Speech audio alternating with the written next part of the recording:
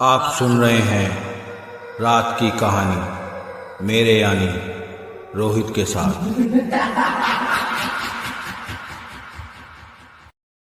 मेरा नाम देवराज है। मैं अपने गांव से शहर में पढ़ाई करने आ गया था और बहुत समय से अपने गांव अपने परिवार से मिलने भी नहीं गया था। मैं शहर में एक कॉलेज में पढ़ाई करता हूं और उसी के पास हमारे कॉलेज का एक पीजी है, वहीं रहता हूं। कॉलेज के बाद मैं पार्ट टाइम पिज़्ज़ा कंपनी में जॉब भी करता हूं। मेरे परिवार में मेरे माता पिता और मेरी एक छोटी बहन है।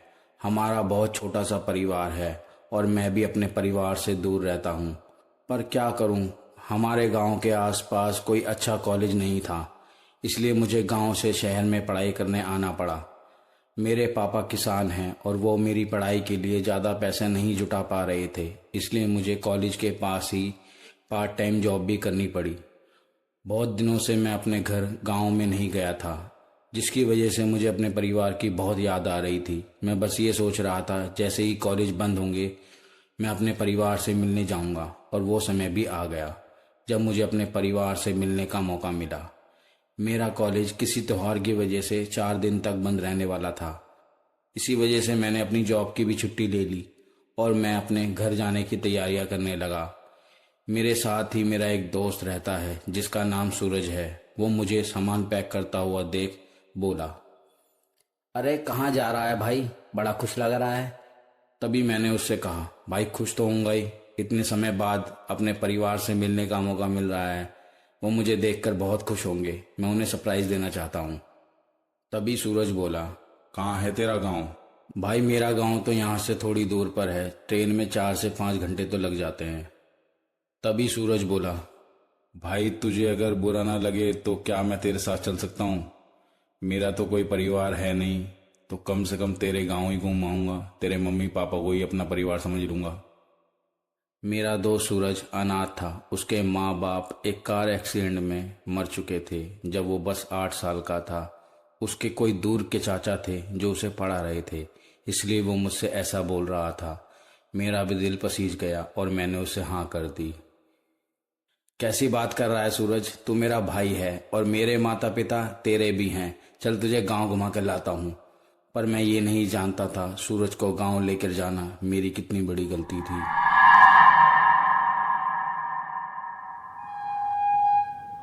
फिर हम दोनों ट्रेन के रास्ते गांव के लिए निकल गए। करीब 4 घंटे ट्रेन में सफ़र करने के बाद हम गांव के रेलवे स्टेशन पहुंच गए। जैसे ही हम गांव के रेलवे स्टेशन पहुंचे तभी सूरज बोला, देवराज, तेरे गांव में लोग नहीं रहते क्या? पूरा रेलवे स्टेशन खाली पड़ा हुआ है। तभी मैंने उससे बोला, हाँ भाई मेरे गांव में लोग कम ही हैं। छोटा सा गांव है माधवपुर, और जो लोग पढ़े लिखे हैं वो गांव छोड़कर शहर में जॉब करने या पढ़ने के लिए चले गए हैं। तभी सूरज बोला, अब कितनी दूर है तेरा गांव यहाँ से? बस यहाँ से थोड़ी दूर पर है, पर वहाँ जाने के लिए कोई वाहन नहीं मिलेगा, हम दोनों को पैदल ही चलना होगा। फिर हम दोनों 20 मिनट की वॉक के बाद गांव पहुँच गए। जैसे ही मैं और सूरज अपने गांव पहुँचे तो मुझे देख मेरे मम्मी पापा के चेहरे पर जरा सी भी खुशी नहीं थी। ऐसा लग रहा था जैसे वो मुझे ये बोलना चाहते हों, मैं क्यों यहाँ इस समय आ गया। पता नहीं क्यों मेरे माता पिता खुश नहीं थे। मेरा घर किसी हवेली से कम नहीं है। जैसे पुराने समय की हवेलियाँ होती हैं उसी तरीके से मेरा घर बना हुआ है। और जैसे ही हम दोनों घर पहुँचे, मेरी छोटी बहन घर से बनी हुई लस्सी हम दोनों के लिए ले आई, जिसे पीकर सूरज बोला, मैं यही चाहता था देवराज, गांव का जीवन देखना। मैंने आज तक कभी गांव नहीं देखा। तेरा गांव बहुत सुंदर है, बहुत अच्छा लगा मुझे यहाँ आकर। सूरज बार बार मेरे घर और मेरे गांव की तारीफ कर रहा था, पर वो ये नहीं जानता था कि हमारे साथ क्या होने वाला था। तभी पापा बोले, कैसी चल रही है देवराज तुम दोनों की पढ़ाई? और ये तेरा दोस्त है ना? हाँ पापा जी, ये मेरा दोस्त है, पढ़ाई तो बहुत अच्छी चल रही है। फिर मेरे पापा बोले, तू अचानक से कैसे आ गया देवराज? आने से पहले तूने बताया भी नहीं हमें। हाँ पापा, मैं आप सबको सरप्राइज़ देना चाहता था। मैं सोच रहा था आप सबको सरप्राइज़ दूंगा तो आप खुश हो जाओगे मुझे देखकर, पर आपको देख के ऐसा लग नहीं रहा जैसे आप हम दोनों को देख के खुश हो। तभी पापा बोले, ऐसा कुछ भी नहीं है देवराज, तू अगर मैं बता देता तो हम तैयारियां कर लेते। चलो तुम दोनों आराम करो और सूरज को भी बता देना वो आखिरी वाले कमरे की तरफ ना जाए, ठीक है बेटा? चलो आराम करो। मुझे अपने पापा की बातें बहुत अजीब सी लग रही थी और वो अजीब सी बातें कर भी रहे थे। तभी मैंने अपनी छोटी बहन को इशारों में बुलाया। छोटी सुन, इधर आ। हाँ भैया। अरे पापा और मम्मी हम दोनों को देख के खुश नहीं है क्या? हम आ गए हैं तो। अरे भैया आप भूल गए क्या, परसों अमावस्या की रात है। छोटी की बात सुनकर मैं ये सोचने लगा मैं क्यों सूरज को यहाँ इस समय ले आया। वो सारी बातें सूरज ने सुन ली और बोला, क्या हुआ देवराज, कोई दिक्कत है क्या? अंकल भी बोल कर गए थे आखिरी वाले कमरे की तरफ मत जाना, अब छोटी भी बोल रही है कि परसों अमावस्या की रात है। मुझे बता, कोई दिक्कत है क्या? अगर दिक्कत है तो मैं यहाँ से चला जाऊंगा, बता भाई। अरे ऐसा कुछ भी नहीं है यार जैसे तू सोच रहा है।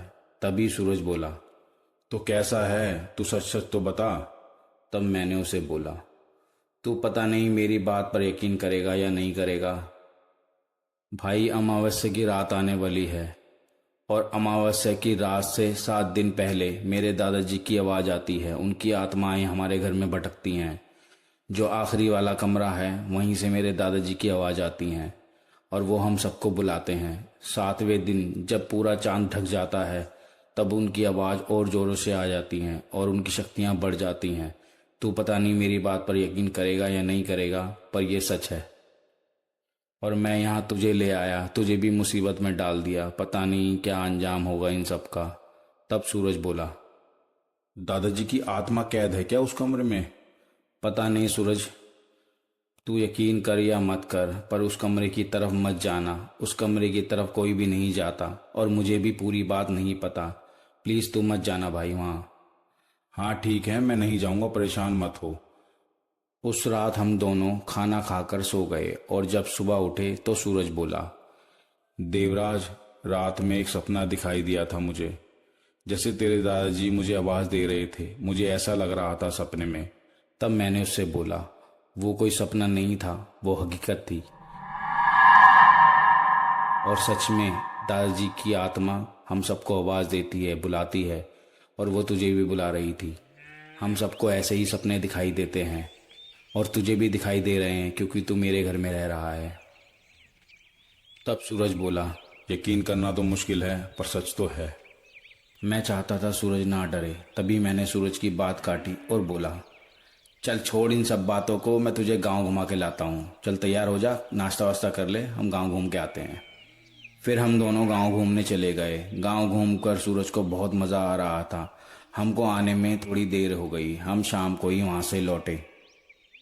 फिर खाना खाकर हम दोनों अपने अपने बिस्तर पर सोने चले गए। उसी रात पता नहीं कब उस समय मैं सो रहा था और सूरज उठा और उसी कमरे की तरफ चलने लगा। जैसे ही वो उस कमरे के दरवाजे को खोलने ही वाला था तभी पापा की नींद खुल गई और पापा चिल्लाने लगे, सूरज बेटा, तू यहाँ कैसे आया?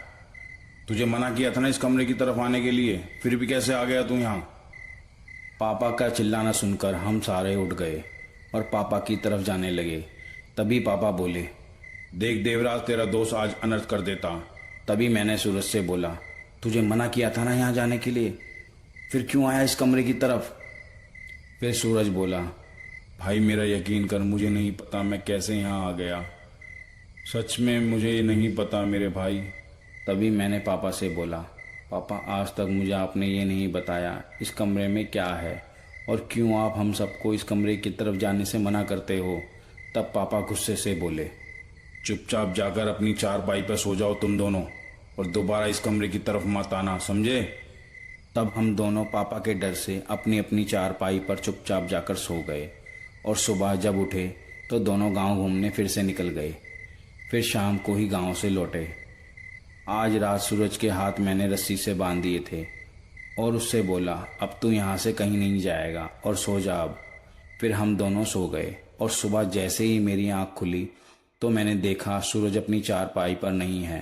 तभी भागकर मैंने अपने पापा को बताया तो पापा और मैं दादाजी के कमरे की तरफ जाने लगे तो हम दोनों ने देखा दादाजी के कमरे का दरवाज़ा खुला हुआ था और सूरज उसी कमरे में रखी हुई कुर्सी के पास फर्श पर उल्टा पड़ा हुआ था। फिर मैं सूरज को उठाने की कोशिश करने लगा और काफ़ी देर के बाद वो उठ गया। तब पापा ने गुस्से से सूरज के मुंह पर जोरदार चांटा मार दिया। तभी मैंने सूरज से पूछा, तू यहाँ कैसे आया सूरज, बता मेरे भाई। तभी सूरज बोला, रात में मुझे बहुत ज़ोरों से प्यास लग रही थी।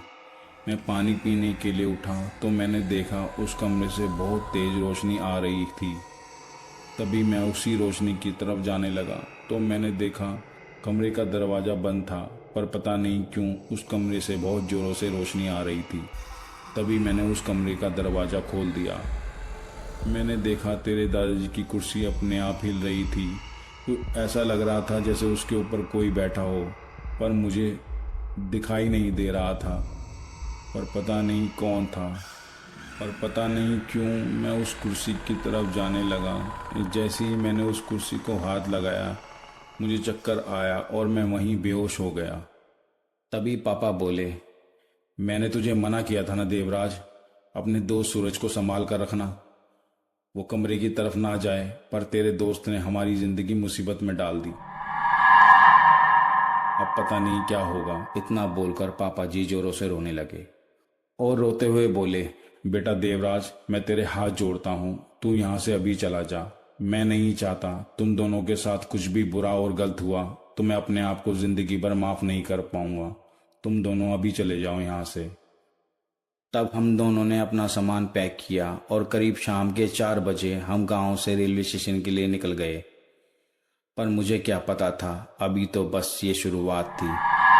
जैसे ही हम दोनों गांव के बाहर निकलने ही वाले थे तभी सूरज बेहोश होकर नीचे गिर गया और मैंने उसे जल्दी से उठाया। तभी वो उठते ही बोला, अरे देवराज बेटा, मुझे कहाँ लेकर जा रहे हो? मैं इस गांव को छोड़कर कहीं नहीं जा सकता। ये गांव मेरा है और यहाँ की औरतें भी मेरी हैं। सूरज के चेहरे में मेरे दादाजी का चेहरा साफ दिखाई दे रहा था और वो वापस गांव की तरफ चलने लगा। मैं उसके पीछे पीछे उसे आवाज़ देता हुआ चलते जा रहा था। सूरज सीधा उसी कमरे में चला गया और अपने आप दरवाज़ा बंद हो गया। ये सारी बातें मैंने अपने पापा को बता दी तो पापा और मेरा पूरा परिवार उस कमरे की तरफ जाने लगा। जैसे ही पापा ने उस कमरे का दरवाज़ा खोला तो हमने देखा सूरज दादा की चेयर पे बैठा हुआ था और उसने एक हाथ में छड़ी ले रखी थी और उस छड़ी को बजाते हुए बोला, सुनीता बेटा, मेरे लिए पानी लेकर आओ। सुनीता मेरी माँ का नाम था और उस समय मेरा पूरा परिवार डर की वजह से सुन चुका था। तभी पापा ने उस कमरे का दरवाज़ा बंद कर दिया और बोले, इसे मत खोलना वरना गांव की औरतों के साथ अच्छा नहीं होगा। अंदर से सूरज आवाज़ दे रहा था पर वो आवाज़ सूरज की बिल्कुल भी नहीं लग रही थी। ऐसा लग रहा था जैसे दादाजी बोल रहे हों। उस समय हमारा पूरा परिवार डर चुका था और किसी को भी ये समझ नहीं आ रहा था कि क्या किया जाए और बार बार कमरे से आवाज़ आ रही थी, मुझे कमरे से बाहर जाने दो। सुरेश दरवाजा खोल, सुनीता दरवाजा खोल, मुझे बाहर जाना है सुरेश। सुरेश मेरे पापा का नाम था और बार बार दादाजी पापा को आवाज़ दे रहे थे। तब मैंने अपने पापा से पूछा, पापा सच सच बताओ, क्या दादाजी की आत्मा उस कमरे में कैद है और कैद है तो क्यों कैद है? आज से पहले मेरे पापा जी ने मुझे कुछ भी नहीं बताया था पर वो समय बहुत अलग था। मेरा जानना बहुत ज़रूरी था उस समय। तब पापा बोले, तुझे क्या बताऊं बेटा, सूरज ने बहुत बड़ा अनर्थ कर दिया है। ये बात आज की नहीं है, ये बात उस समय की है जब हम एक किसान नहीं बल्कि गांव के राजा हुआ करते थे। उस समय मेरे पिताजी गांव पर राज किया करते थे। ये वो समय था जब हमारा देश अंग्रेजों का गुलाम था और उस समय भी कम राजा हुआ करते थे, उसमें से एक हम भी थे। उस समय मैं 6 साल का था और हमारे गांव में एक बहुत सुंदर लड़की रहा करती थी। उस पर पिताजी का दिल आ गया था। उसे अपनी हवेली में बुलाने का पिताजी बहाना ढूंढने लगे और एक दिन वो लड़की खुद पिताजी के पास अपनी कुछ समस्या लेकर आ गई। तब पिताजी ने उसे अपने कमरे में बुला लिया और उसके साथ बलात्कार किया। उस समय पिताजी उसी कुर्सी पर बैठे हुए थे जिस पर आज सूरज बैठा है। और उसके बाद वो रोते हुए अपने घर चली गई और उसने लोगों के सामने वो सब बता दिया जो पिताजी ने उसके साथ किया था। पर किसी ने भी उस लड़की पर यकीन नहीं किया और इन सब चीज़ों से तंग आकर उस लड़की ने हमारी हवेली के सामने एक पेड़ था उस पर लटक कर अपनी जान दे दी। और मरने से पहले उसने पिताजी को ये श्राप दिया, तू राजा से रंग हो जाएगा, तेरा सब कुछ छिन जाएगा और तेरी आत्मा कभी नहीं मुक्त हो पाएगी, तो हमेशा के लिए भटकता रहेगा। उसके कुछ सालों बाद पिताजी बहुत ज़्यादा दारू पीने लगे और ज़्यादा दारू पीने की वजह से उनकी मौत हो गई। पिताजी ने अपनी दारू के चक्कर में सब गवा दिया था। हम राजा से भिखारी बन चुके थे। फिर पिताजी की आत्मा गांव में भटकने लगी और उस लड़की का श्राप अब सच हो चुका था। जैसा उस लड़की ने बोला था वो सब सच हो चुका था। उसके बाद पिताजी की आत्मा हमारे गांव की औरतों का बलात्कार करने लगी। रोज हमारे गांव में एक लड़की का बलात्कार होता और वो खेत में मरी हुई मिलती। ये सिलसिला काफी महीनों तक चलता रहा। इस सब से तंग आकर गांव के एक पंडित ने पिताजी की आत्मा को उसी कमरे में बंद कर दिया जिसमें उस लड़की का बलात्कार हुआ था। पिताजी की आत्मा उस कुर्सी पर बैठा करती थी और हर अमावस्या के 7 दिन पहले से ही सपने में कभी हकीकत में आवाज़ देने लगी थी। हमने कभी भी उस कमरे की तरफ जाने की नहीं सोची, पर सूरज ने वहां जाकर पिताजी को दोबारा उठा दिया है। पर पता नहीं अब फिर से गांव की औरतों और लड़कियों के साथ बलात्कार होगा। पता नहीं क्या क्या होगा। हमें कुछ न कुछ तो जरूर करना होगा, वरना बहुत लड़कियों का बलात्कार होगा और उनकी मृत्यु भी हो जाएगी। पहले एक काम करना होगा देवराज, हमें सूरज को उस कमरे से निकालना होगा। फिर हम दोनों ने सूरज को उस कमरे से बाहर निकाला। वो समय सूरज बेहोश था और पापा ने उसके हाथ चारपाई से बांध दिए। तभी पापा गए और पास के मंदिर से एक पंडित को बुलाकर ले आए। पंडित जी आए और बोले, सबसे पहले हमें उस कुर्सी को बाहर लेकर आना होगा और उस कुर्सी पर इस बच्चे को बैठा दो। फिर मैं उस कमरे से उस कुर्सी को लेने गया तो मैंने देखा उस कमरे में अजीब सी बदबू आ रही थी और ऐसा लग रहा था जैसे मुझे कोई दिखाई दे रहा हो। मैं डरा हुआ था। मैंने जरा भी देरी नहीं की और उस कुर्सी को उठा कर ले आया। वो कुर्सी बहुत भारी थी, आसानी से उठाई भी नहीं जा रही थी, पर मैंने बहुत हिम्मत की और पंडित जी के पास ले आया। तभी पंडित जी ने मेरे पापा से बोला, तुम्हारे पिताजी का श्राप अब हल्का पड़ चुका है, हो सकता है अब ये हमेशा के लिए मुक्त हो जाएं। जल्दी से इस बच्चे के हाथ इस कुर्सी से बांध दो। तब पंडित जी के कहने पर मैंने ऐसा ही किया। फिर पंडित जी अपने मंत्र पढ़ने लगे। तभी सूरज छटपटाता हुआ उठा और बोला, क्या कर रहा है पंडित? मुझे तू मुक्त नहीं कर सकता। तेरी पत्नी घर पे अकेली है। सोच ले मैं तेरी पत्नी के साथ क्या क्या कर सकता हूँ पंडित। ऐसी गंदी गंदी और उल्टी बातें मेरे दादाजी की आत्मा बोले जा रही थी।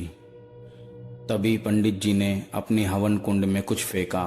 तभी सूरज बेहोश हो गया और पंडित जी बोले, मैंने जितना सोचा था ये उससे भी खतरनाक और गंदी आत्मा है। मुझे इसके लिए शमशान में पूजा करनी होगी।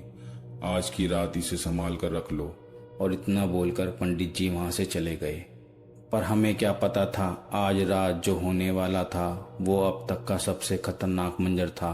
फिर मैंने सूरज को चारपाई से सही से बांध दिया। जिस रस्सी से मैंने सूरज को बांधा था वो रस्सी इतनी मजबूत थी कि उसे 10 लोग भी नहीं तोड़ सकते थे। इसलिए ही मैं उस रात बेफिक्र होकर सो गया था।